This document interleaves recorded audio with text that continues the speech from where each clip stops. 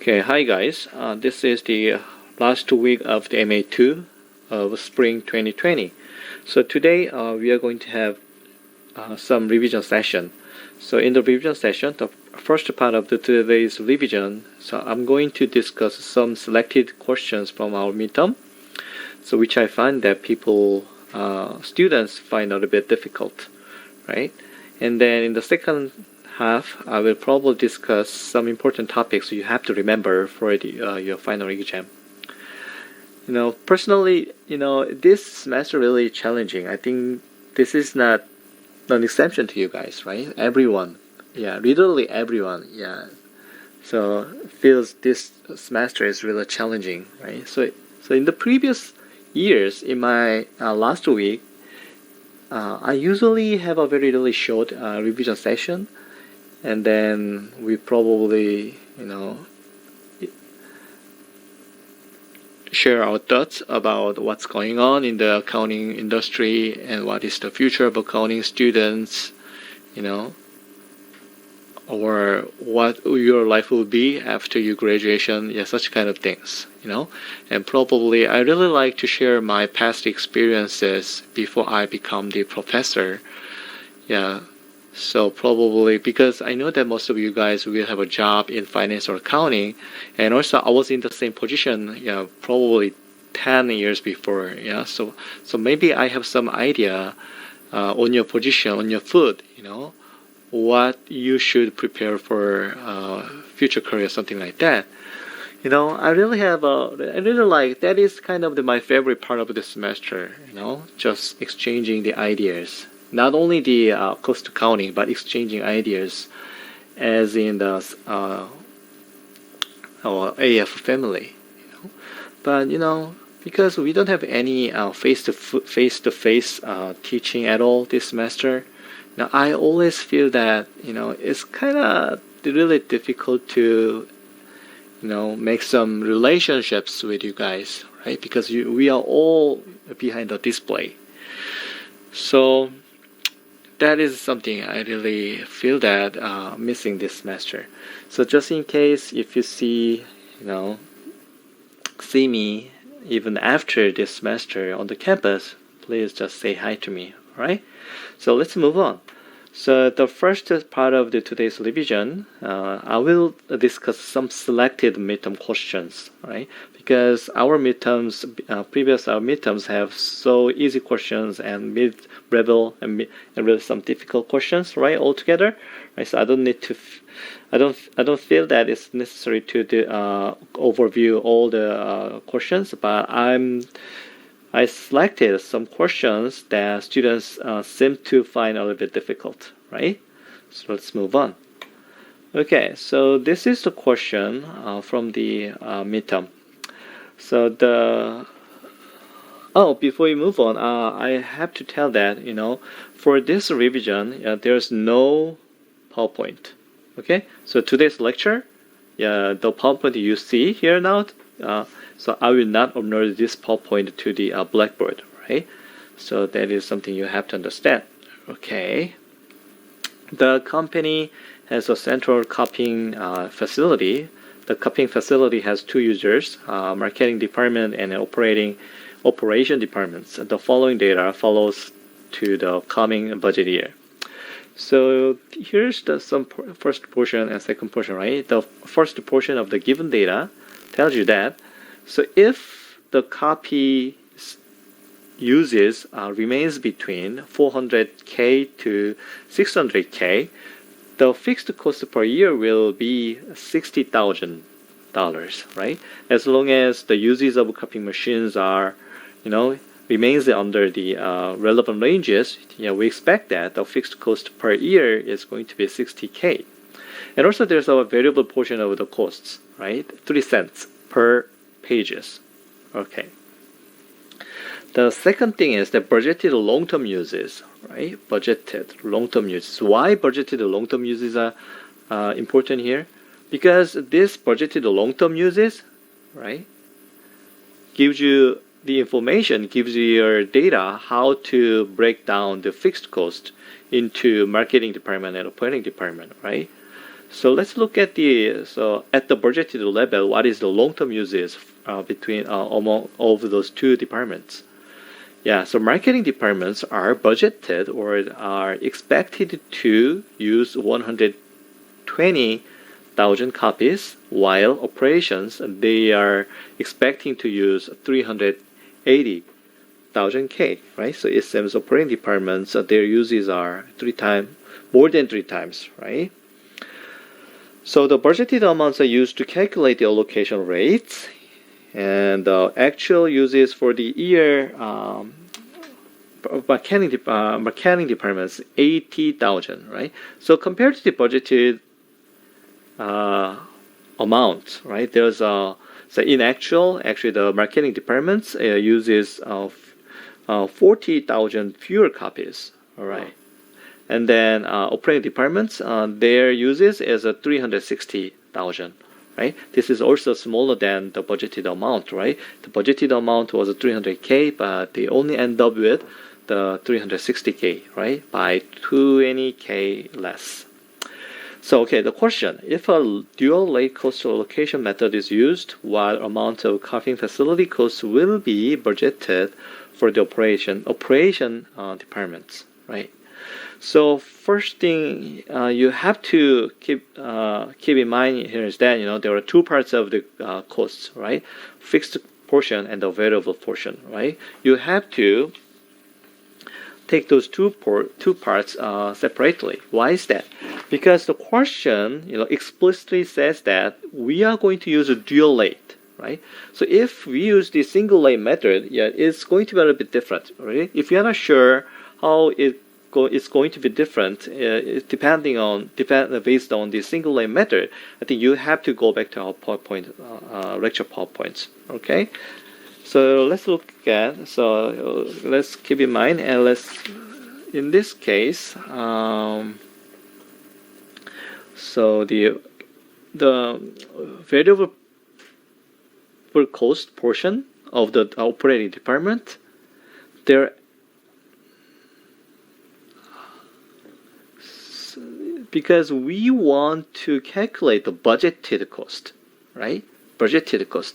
Actually, as you see that in this question set, the numbers you see here are not all necessarily to the this question, right?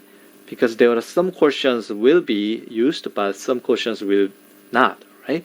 So because the question specifically says that we want to know, you have to determine the budgeted cost for the operation departments, then probably you have to notice that, then in this case, probably actual uses, it doesn't matter, right? Because we are focusing on the budgeted level. So budgeted level operations departments, their budgeted uses is $380,000, 380,000 copies, and per each copy, the budgeted cost will be 3 cents, right? 3 cents. All right. And the fixed cost portion. So fixed cost, so the total fixed cost, budgeted total fixed cost is 60,000, right? As you see that here. And then, we have to know that this the total budgeted fixed cost, 60,000, should be divided based on the relative size of budgeted long-run uses between marketing departments and operating departments. What is that, right? In this case, that is the relative ratio between these two numbers, 120K and 300K. Because we are focusing on the operation departments, the nominator must be the operation department's budgeted long-run uses, 300K, divided by the sum of those two numbers, right? 120K plus 380K. I believe that, so if you sum up those numbers, the answer will be A, $57,000. Right. So regarding this question, I really want you to check our lecture slides and make sure how the answers will be different. If this question asks you to calculate the budgeted cost of the operating departments based on the single line method, right? Yeah. Or what would be the actual cost based on the single line method? Yeah, such kind of the variations. All right, I really want you to check yourself. All right, let's move on. Okay, let's look at the second question. The Mertens company provides the following ABC costing information. ABC is still an important topic in our final exam. While, personally speaking, I'm not sure the ABC is still an important topic in general in cost accounting, right? Because we are aware that the many many companies are actually not using the ABC anymore, right? So therefore, some CPAs or some academic professors, they argue that we have to quit teaching the ABC, right? So in that sense, probably the techniques related to ABC may not be that relevant in your future, because obviously the ABC is kind of the fading out now. However, the idea of ABC is I think that idea, the core idea, will remain somewhere in accounting, right? Because the ABC's value is that this is kind of the first one.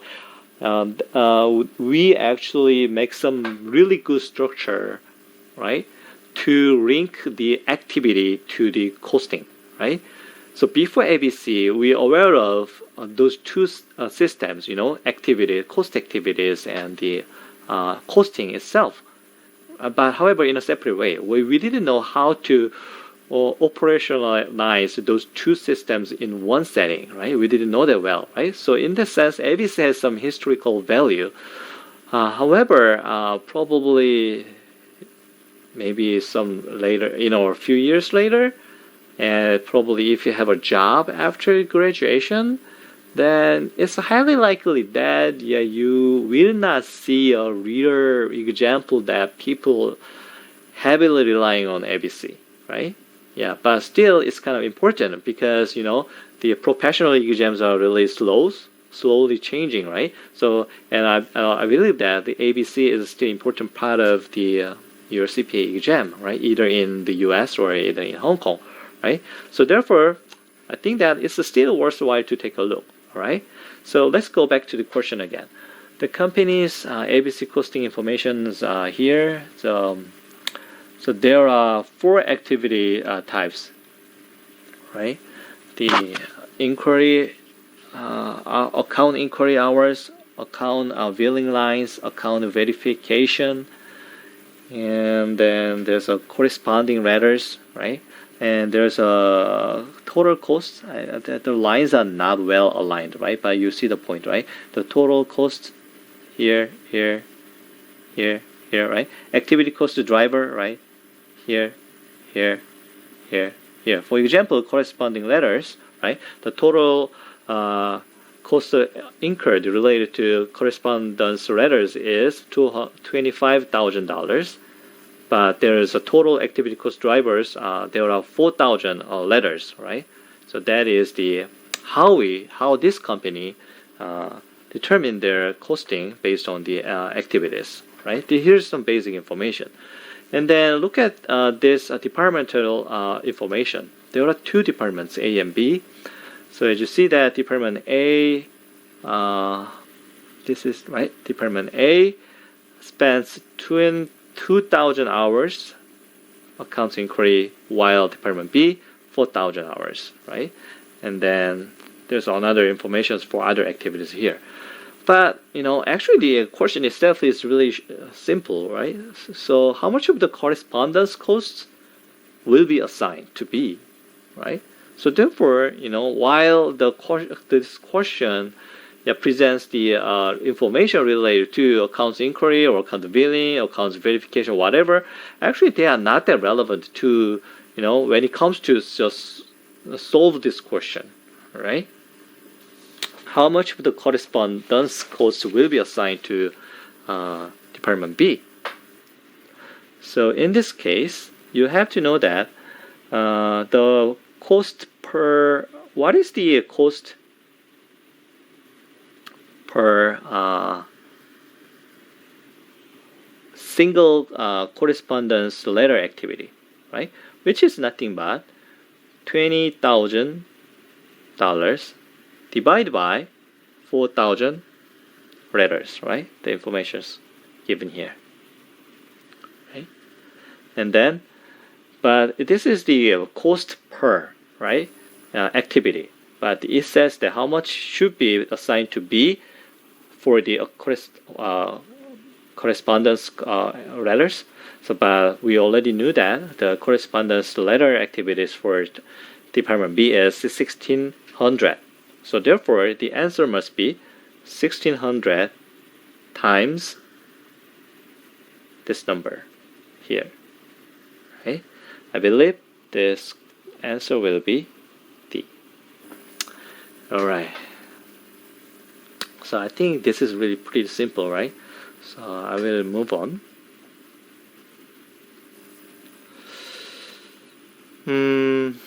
So before I move on this question, so probably there will be highly likely another ABC questions in the final exam, but your final exams are similar to your midterm because it already still covers the first 5 weeks. The ABC, joint cost allocation, sub-department cost allocation, process costing, spoilage accounting, whatever, right? Those topics already covered by the midterm is going to be covered by the final again. So therefore, you will see that, okay, the questions looks really similar.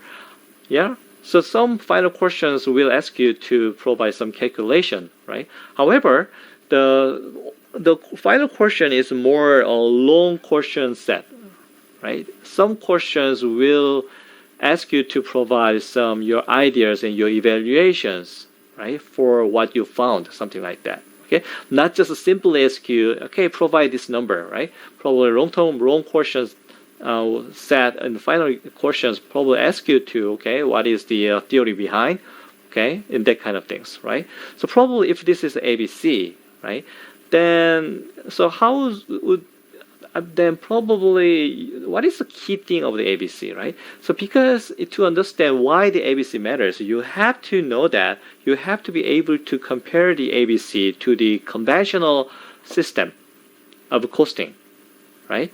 So therefore, you'll probably have a better idea why ABC was a really important, innovation in accounting history, right? Then, right, that is kind of one good thing you have to remember, right? So to understand that, please review our PowerPoints. And like I said in the lecture several times, ABC there are a lot of interesting theories behind. So please take our textbook or any other costing accounting textbook and please read the related chapters about ABC. All right. Okay. So again, final exam is a long question sets. There will be no multiple choices, right? So therefore, we probably ask you to write down something, right, about your idea, right, some kind of things, okay? So you probably want to be better prepared for such questions, right? Because final exams are differently structured from the midterm. All right, let's look at this new question. So occasionally, the FIFO and the weighted average methods of process costing will result in the same dollar amount cost being the transfer to the next department. Which of the following scenarios would have the results? I believe this is kind of interesting question, right? Because in the question sets we have reviewed in the lecture and the lecture notes, it keep focusing on why the FIFO methods differs from the weighted average method, something like that, right? For example, FIFO and weighted average method, they are based on very different accounting assumptions, right? Because FIFO is more sensitive to time-to-time changes, right? It has very strict distinction between the job done in the previous year and the job done in the current year. However, the weighted average method does not have that, right? Why is that? Because under the FIFO method, we have a very strong assumption that you have to finish up unfinished job left from the previous year or previous semester, whatever, right? So you cannot start a new job until you finish up all the unfinished job from the previous year. That is the idea of FIFO. But however, in weighted average method, we don't have that, right? We don't have that. So therefore, no matter how the actual factories works, when you do the factory weighted average method, that means that as a CPA, you assume that there's no assumed order between the job done previous year or the job started this year, right? That is kind of the idea. But in this question tells you that sometimes in a kind of rare cases, so FIFO and weighted method will be the same. When is that? Okay, so let's look at the first choices. When the beginning and the ending inventories are equal in terms of unit numbers. It is true. What do you think? I don't think it's not true, because even if you have the same number of the units in the beginning or ending balance, but there's another thing you have to consider, right? The progress rate. If the progress rates will be different, then probably even if in the case of the A, you will be likely to see the different numbers between the FIFO and weighted average methods. So this is not our answer, right? B, when the beginning and ending inventories are equal in terms of the percentage of completion. Yeah, but still, even if the progress rates are the same, but the number of units, the physical units are different in the beginning and ending, then the FIFO and the average method, weighted average method, will reach out the different numbers, highly likely, right? So B, not true. When there is no ending inventory, this is not true, right? What's more important here is that how many units are left from the previous year and how many units are newly started and completed, right? That is the first thing you have to see that. So in that sense, the question and the answer is D, when there's no beginning inventory. Why is that? Actually, the choice D is quite consistent with our assumptions about the FIFO, because FIFO tells you that so you have to start an old job from the previous year until you start a new job this year, right? However, if there's no beginning balance, that means that you are okay. You're just okay just to, start a new job right away from the day one, right? Then in this case, even if this is FIFO, your calculation will be the same as weighted average method. All right. So the answer is, like I said, is D. All right. Let's move on. Okay. I believe this is another. Okay. Another process costing question, right? Process costing. The Rest A Lot chair company manufactures a standard recliner. February, the company's assembly department started production of 75,000 chairs. During this month, the firm completed 80,000 chairs and transferred them to the finishing department. The firm ended the month with 10,000 chairs in the ending inventory. Okay, and there were 15,000 chairs in the beginning inventory. All right, so and in this case, so your WIP. So if I express my WIP like a physical units, then in the cases.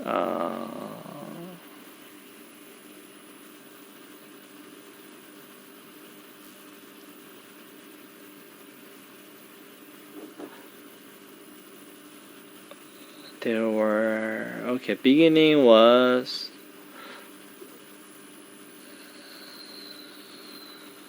let me I want to just finish up the reading the question. That'll be better, I think. Okay, So all the direct costs are added at the beginning. This is important information, right? Added at the beginning. So as soon as you start a new job, you just inject 100% of DMs necessary, right?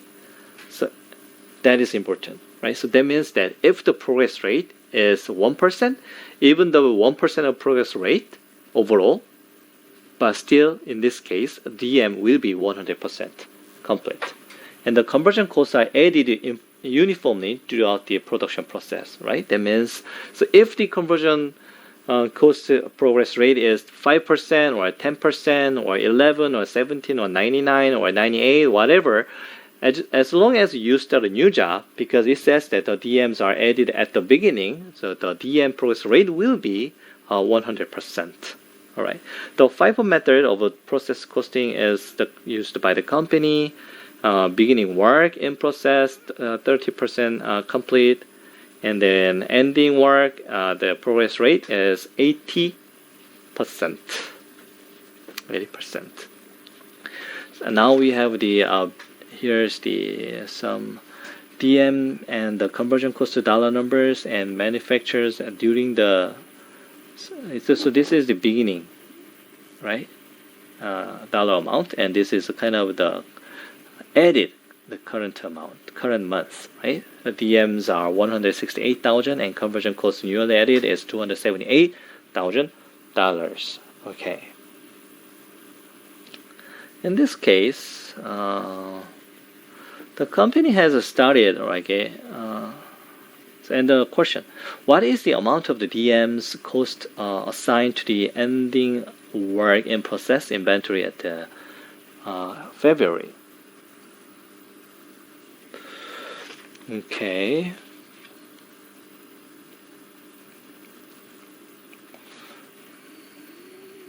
And more importantly, we are using FIFO. Okay, FIFO. Okay, and there are. This is so because this is a FIFO, you have to know that how much dollars are added, right? How much dollars are newly added in this month, right? How much DM dollars are added in February, which is nothing but this number, $168,000, right? And you have to notice that how many units are started. How many units are started, which is here this month they have started 75,000. But it actually, because of this assumption, the calculation itself is really simple, right? Because we knew that as soon as you start a new job, new chair, right, although the conversion rate is probably below the 100%, right? Even if the job is unfinished, but if you start it, the progress rate of the DM is still 100%, right? Which means that if you have the 75,000 new chairs, no matter how many units are completed and transferred out, because the DMs are only added at the beginning. So therefore, the denominator here should be 75,000, which is $2.24.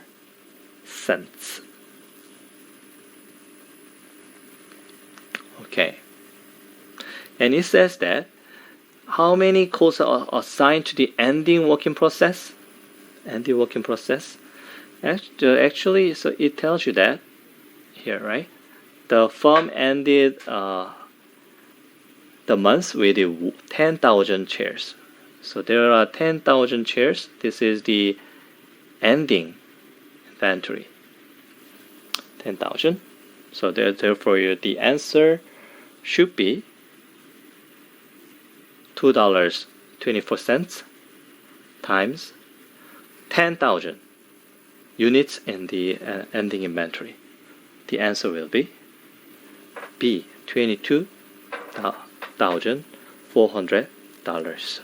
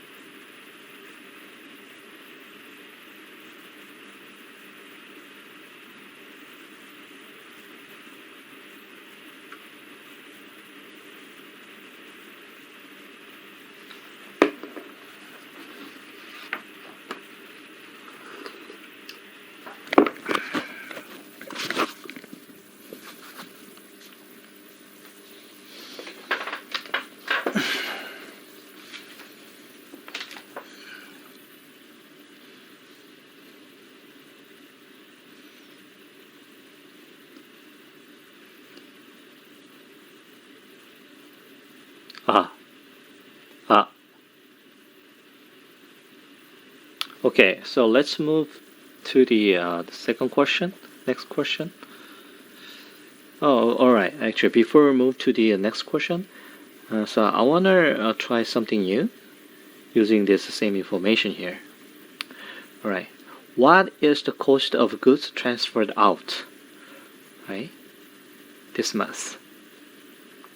Okay. Before answer this question, let's think about how. Let's think about what's actually happening under your WIP T account, right?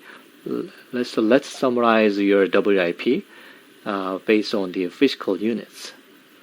It says that how many inventories in the beginning? So in the beginning, the inventories were here, right? 15K beginning, 15,000 units chairs, and also the company started new chairs, 75,000 new chairs, and then the completed 80,000 chairs, and these are 80,000 items are transferred out. 80,000 are completed and transferred out, and therefore, what's in there? So what is ending balance? Actually, the ending balance, it tells you that there are 10,000. Right? If you see the balance, right, it's a 90K and 90K. Okay, so there's both sides are well confirmed now. All right. So in this case, because we are doing the FIFO method, you have to be able to see that among these 80 units, right, the company should continue to work this beginning balance, right? The first portion is the beginning balance, 50,000, right? And also there are newly started and completed goods. How many? It's 65,000, right? 65,000. Right, the sum is 80,000. So therefore, you probably can tell that the remaining ending balance, the size 10,000 units, are actually all started this month, but not completed this month, right? So therefore, this is something you have to know that. And also, yeah, okay. So let's see this question. What is the cost of goods transferred out? Right, transferred out this period. So actually, so what is the very first part in the cost of goods transfer out? I believe this cost of beginning inventory, right? Cost of a beginning inventory. So here, right, 24,000 plus $35,000, right? And let's see the job done this semester. Okay, the job done this semester will be, there are direct materials. Actually, in the previous questions, we already knew that. So the DMs are added to the per EU basis, DM cost is $2.24. $2.24.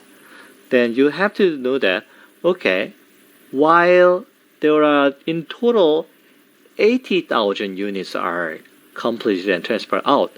However, because the question says the DMs are added at the beginning, so therefore, the portion you have to newly input the DM is only this part, right? Newly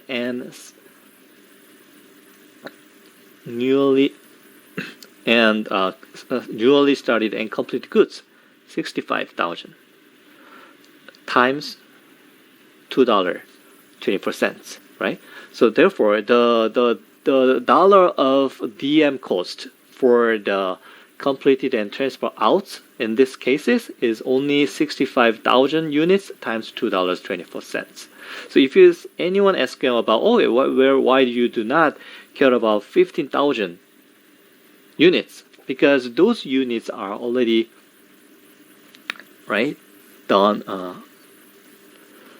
previous year. Okay, and then the previously input money is actually covered in the number one, right? Cost beginning year, right? And then there's a conversion cost you have to consider, right? So the conversion cost, okay, the cost per EU for the conversion cost will be, the denominator will be 2,780,000, which comes here, right? Divided by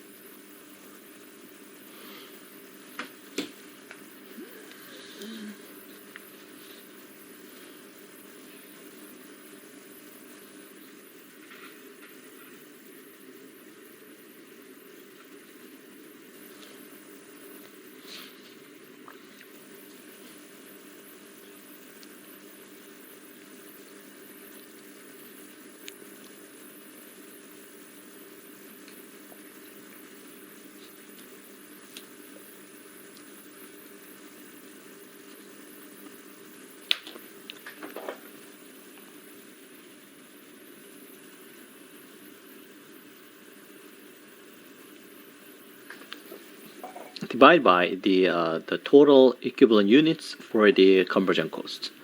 How is it calculated? So you should notice that the conversion costs are added continuously, right, uniformly throughout the production processes, right? So therefore, this is why the progress rate at the beginning and ends are actually now matter for the conversion costs, right? So in this case, there was a newly studied and completed goods 65,000. It's easy, right? And there are 15,000 beginning balance. However, the beginning balance was 30% complete. So therefore, this month the company have to go further 70% more, right? And then there's a ending balance 10,000, and its progress rate is 80, right? So 80, which means that you did 80% job for those 10,000 ending balance, right? In terms of conversion cost. All right. So therefore, this is going to be your cost per EU. So therefore, but we are more interested in what is the value for the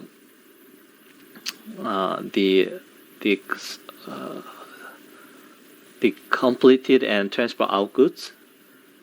In this cases, there are 65,000. 65,000. Oh, I'm sorry about it. I think that I need more spaces, right? Okay, so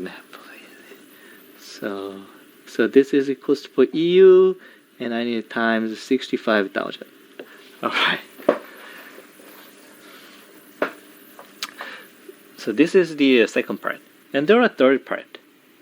The third part will be the job actually processed this month to completed the beginning balance, which is 15,000, right, times 70%, because the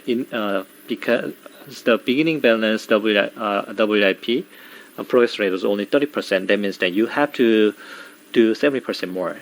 Okay, so you need to do 70%, and the cost per EU for conversion, $3. Yeah, 33 cents. But do you need to worry about is there any new job for the DM for this beginning inventory this semester, this month? No, right? Because the question tells you that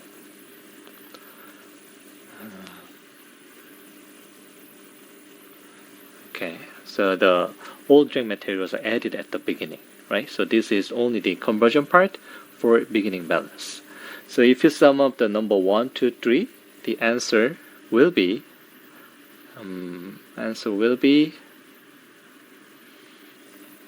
456,015, right?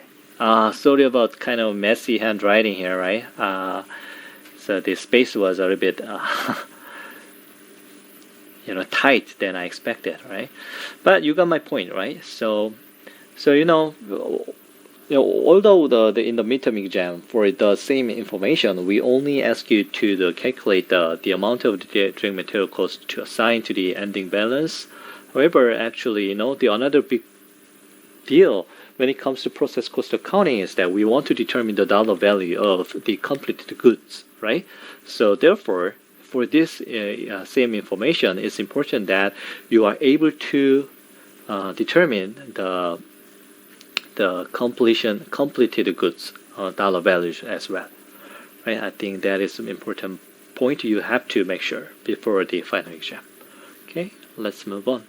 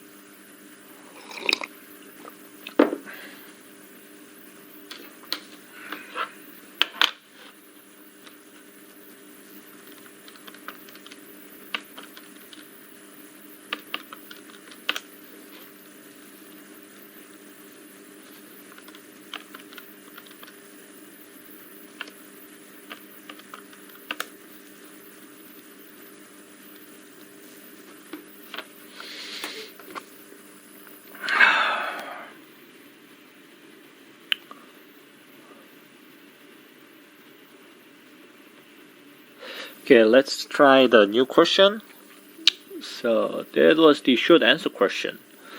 Okay, assume a company is beginning work in process cost of 20,000 units and 40% complete. Again, this is the process costing, right? Because obviously, as I see your midterm results, I find that still many students see the process costing is a little bit confused. So this is why I want to discuss more process costing today's revision.